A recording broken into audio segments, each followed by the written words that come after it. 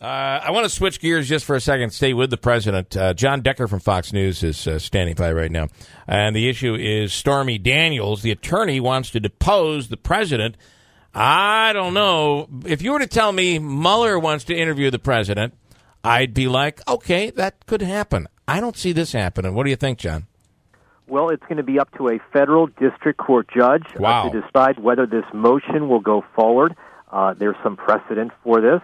Bill Clinton, you may recall, was ordered to sit for a sworn deposition during the Monica Lewinsky situation. Actually, it involved Paula Jones, and that led to his impeachment. So that's the concern by a lot of folks surrounding the president right now, that the motion will be granted. The president will be forced to sit for a 2-hour deposition. That's the request by Stormy Daniels' attorney.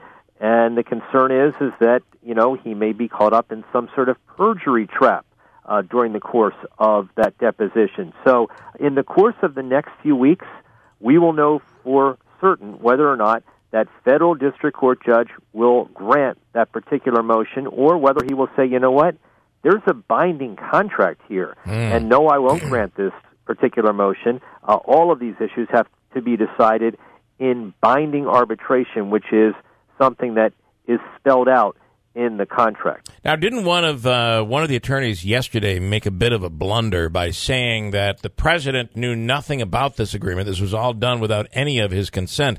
Would that play a role? Well, it could play a role.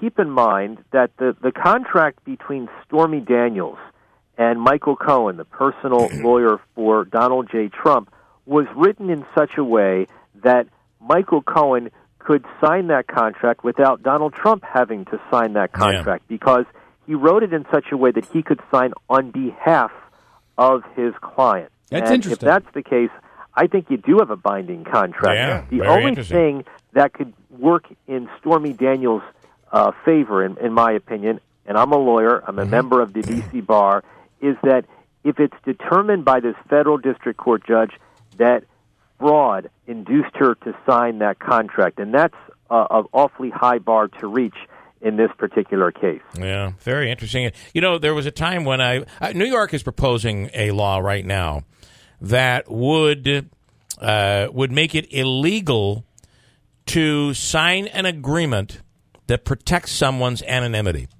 This really bothers me, because that would take someone. So say someone charges you with something ridiculous, frivolous, and instead of it going public, you decide as a business person, or just a person in general, a citizen, I don't want to go through this. I know if this goes public, some will believe it, some won't believe it. I just want to pay to make it go away.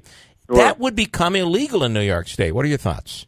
Interesting. Well, I had not heard about this is legislation that is now being considered in Albany. It's being considered, yes. Yeah. Well, look, I think that the issue that you just raised is an issue that I would imagine state lawmakers in Albany will have to consider. This is something that is gaining greater scrutiny because of what is happening with the President of the United States, and I'm sure that will be brought up in terms of arguments that are brought up on both sides. Very interesting stuff. We're trying to create the perfect world, John, and history tells us that just doesn't get accomplished, it seems, although we try. It's tough to get that perfect world, that's for sure. It is. John Decker, being an attorney, we love having you on. Great insight.